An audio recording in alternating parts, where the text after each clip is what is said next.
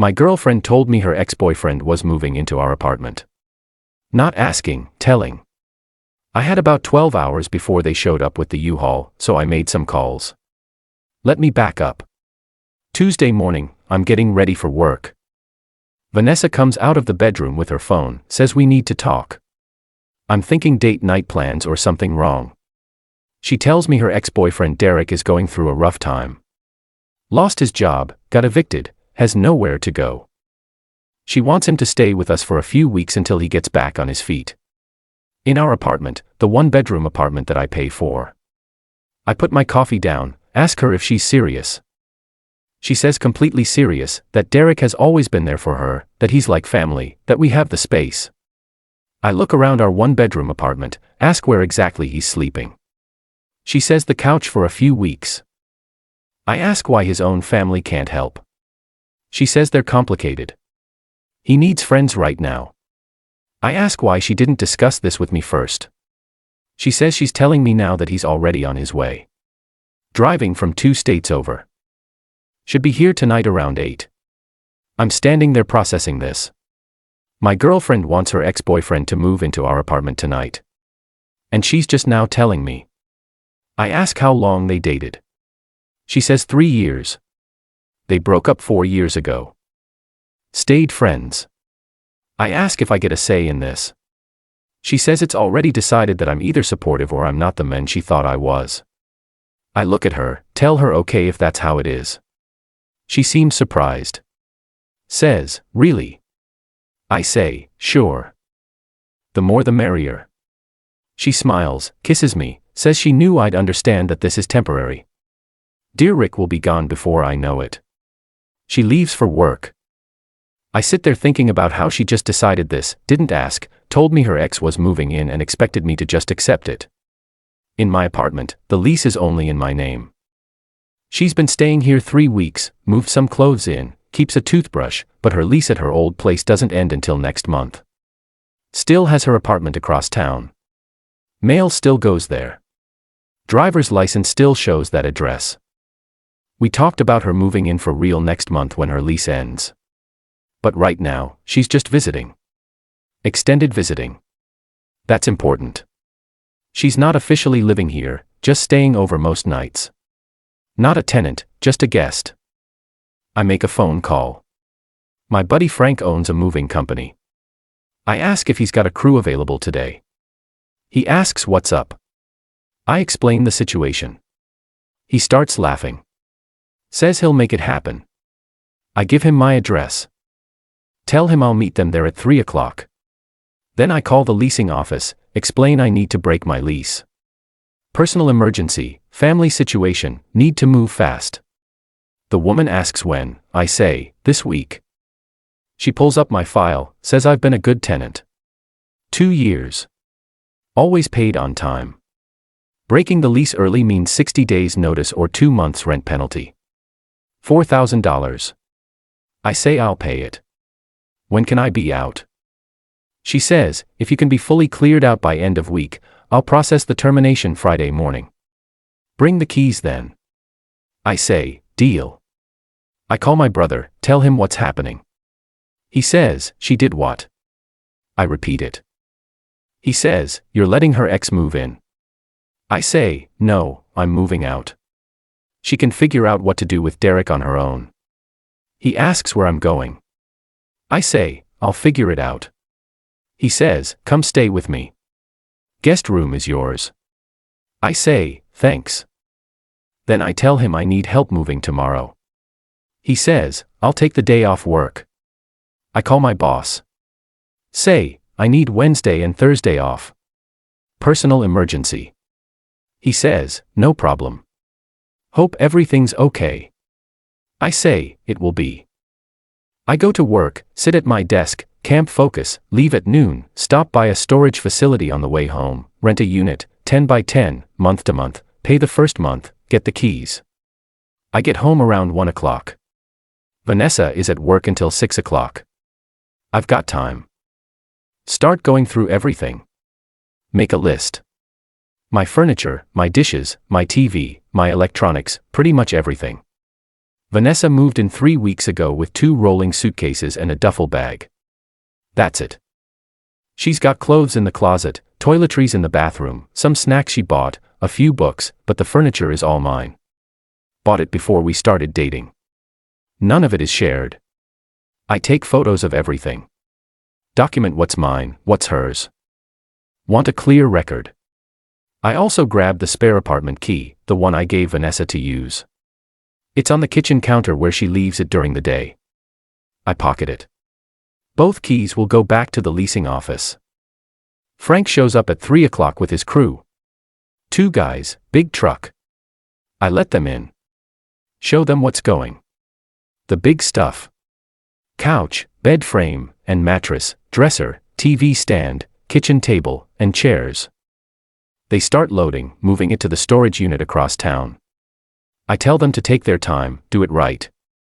I'll pack the smaller stuff myself tomorrow. They work until about 6 o'clock. The apartment looks empty, but my personal items are still here. Clothes in the closet, dishes and cabinets, books, laptop, all the small things. The crew leaves. I thank Frank. He says, "Good luck, man. You're doing the right thing." I look around. The furniture is gone, but it's not completely empty. I leave everything as is. Grab my laptop and important documents. Put them in my car. Then I leave. I get to my brother's house around 7 o'clock. He's home from work. Asks how it went. I say first phase done. Furniture is in storage. Going back tomorrow to get the rest. My phone rings at 8:15. Vanessa, I let it ring. Then texts start coming in. Where are you? Why does the apartment look weird? Where's the couch? Call me. What's going on? Then more calls. I don't answer. 8:30. My phone rings from a different number. I answer. Guy's voice says, "Is this Vanessa's boyfriend?" I say, "Who's this?" He says, "Derek, I'm at her apartment building." She's freaking out. Says, "All the furniture is gone." What's going on? I say, "The furniture was mine. I moved it out." He's quiet. Then says, "She told me this was all arranged. That you were cool with me staying there." I say, "She told you wrong. I found out this morning. Wasn't asked, was told. So, I'm moving out." He says, "But I drove 8 hours with all my stuff." I say, "That's unfortunate. You should probably talk to Vanessa about where you're actually staying." Click. Vanessa calls immediately. I answer. She's crying, saying the apartment is empty. That dear Rick is here with a U-Haul full of stuff that they have nowhere to put it. I stay calm, tell her I moved my furniture out. She says I can't do that. I say I can. It's my furniture. My apartment. She says, "Where is she supposed to sleep?" I say, "You have your own apartment. Your lease doesn't end for another month." She goes quiet. Says her place is tiny. A studio. I say, "Then you'll be cozy." She says, "This isn't funny. That Derek needs help." I say, "Then help him at your place, not mine." She's crying harder now. Says, "I'm ruining everything." I say, "You made a decision without me. I made one without you. Now we're even." She says, "Where are you?" I say, "That's not your concern." She says, "Are we breaking up?" I say, "I don't know, but I'm not living with your ex-boyfriend. That's not negotiable." I hang up. My brother is watching. Says, "That was cold." I say she tried to move her ex into my place. He nods. Says, "When you put it that way, I sleep well that night. Better than I have in weeks." Wednesday morning, I head back to the apartment. Vanessa isn't there. Probably stayed at her studio with Derek last night. I pack up everything else that's mine. Clothes, dishes, small electronics, books, personal items. My brother shows up at 9 o'clock. We load everything into both our vehicles. Make 2 trips to the storage unit. By early afternoon, the apartment is completely cleared of my belongings. Only things left are Vanessa's 2 suitcases in the closet, her toiletries in the bathroom, her books, the few decorations she brought. That's it. I take photos of the empty apartment with her stuff in the corner. Document everything. I text Vanessa. Your stuff is still in the apartment. Mine is gone. You've got till Friday to figure out what you're doing. She doesn't respond. Thursday I spend organizing the storage unit with my brother. Get everything arranged properly. Evening comes. My phone has been quiet. No calls from Vanessa. I assume she's dealing with her situation. Friday morning, I go to the leasing office at 9 o'clock. The property manager is ready for me. She's got the paperwork prepared. I sign the lease termination. She processes the $4,000 penalty. I write a check, cashier's check I got from the bank yesterday. She gives me a receipt. I hand her both sets of keys, mine and the spare. She takes them, says she's sorry to see me go, that I was a good tenant. Asks if everything is okay. I say, personal situation, needed a change. She nods, doesn't push. She says they'll do a final walkthrough Monday. That Vanessa's belongings are still there. I say Vanessa isn't on the lease. She was staying as my guest. Her actual apartment is across town. The manager looks concerned. Says, so those belongings I say are hers to remove. She has her own place to take them to. The manager nods slowly, says, understood. She'll follow protocol. I leave. Officially done with that apartment. Clean break. I spend the weekend settling into my brother's guest room. It's temporary but comfortable. Start looking at new apartments online. Found a few possibilities. Monday afternoon, Vanessa calls. First time since Tuesday night. I answer. She's not yelling, just sounds tired. Says the leasing office called her, said the apartment lease is terminated, that she needs to remove her belongings by Wednesday or they'll be considered abandoned. I say, okay. She says, you really did it. You really moved out. I say, yes. She's quiet. Then says, where does this leave us? I say, I don't know. She says, can we talk in person? I think about it. Say, okay. Where? She says, coffee shop near her studio tomorrow afternoon. I say fine. Tuesday, I meet her at the coffee shop. She's already there. Looks exhausted. Probably been sleeping on her studio floor with Derek. I sit down. She starts with an apology. Says she knows she handled everything wrong. That she should have discussed it with me first. That Derek called her desperate and she panicked. Made a bad decision. I listen. Don't interrupt. She says Derek ended up renting a storage unit for his stuff. That he's been sleeping on her studio floor. That it's awful that her landlord is asking questions that she might get evicted for having an unauthorized person there. I say that sounds difficult. She says, can we fix this? Can she come back? I say, come back where? She says, to your place. I say, I don't have a place anymore. Broke the lease. She stares at me. Says, you actually broke it. I nod. She says, where are you living? I say, my brother's. Where's all your stuff? I say, STO. She's processing this.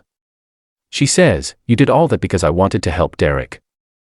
I say, no, I did all that because you made a major decision about my home without discussing it with me. You didn't ask. You announced then expected me to just go along with it. She's quiet. I say, here's the thing, Vanessa. It's not about Derek. It's about how you operate. You make decisions and expect everyone to comply. That's not a partnership. She says she understands that now that she's learned. I say maybe, but I'm not interested in being the test case for whether you really have or just think you have.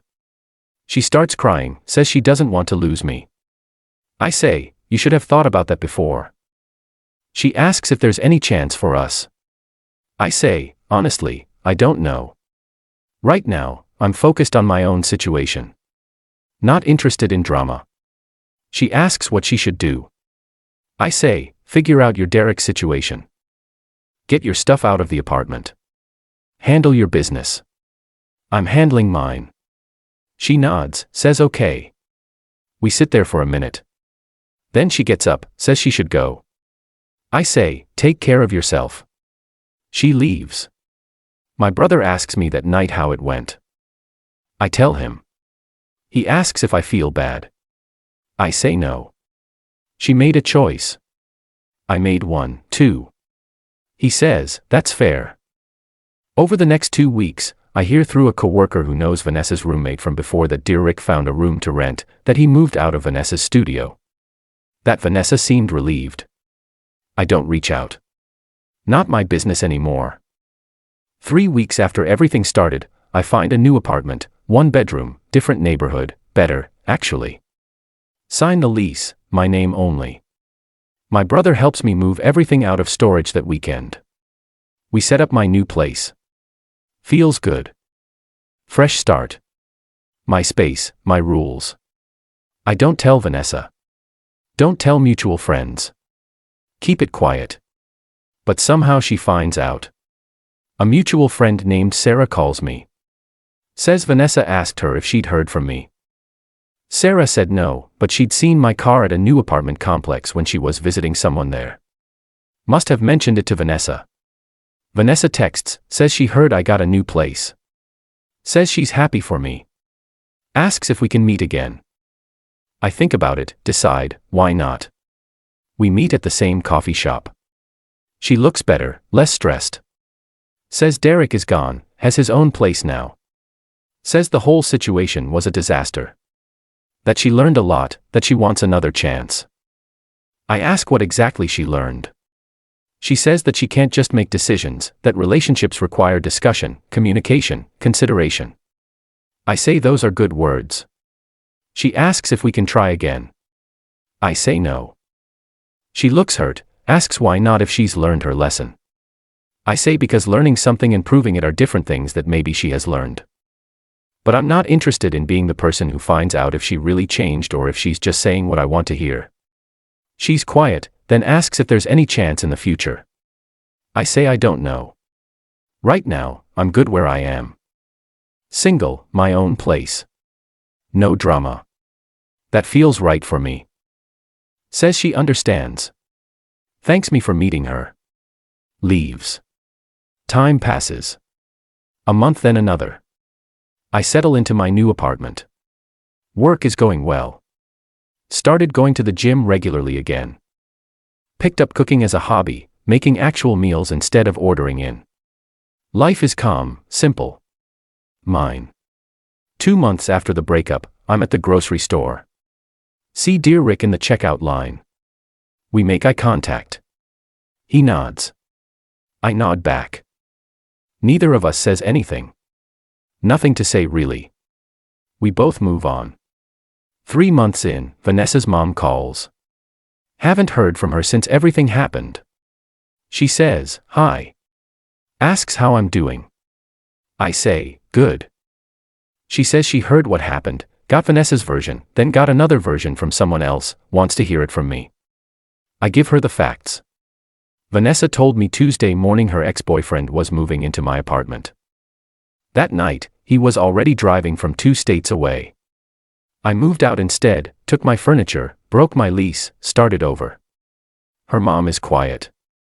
Then says that must have been shocking. I say it was. She says, Vanessa told her I overreacted, that I abandoned her. I say I removed myself from a situation I didn't agree to. I wasn't asked about this decision. I was informed. She says, when you explain it that way, it makes sense. She asks if I think Vanessa has grown from this. I say, I don't know. That's not my concern anymore. She says, that's sad that she thought I might be the one. I say, I thought so, too. Until I saw how she handles major decisions. Her mom says she understands, apologizes for how things turned out. I say, it is what it is. We hang up. 4 months later, I'm at a friend's party.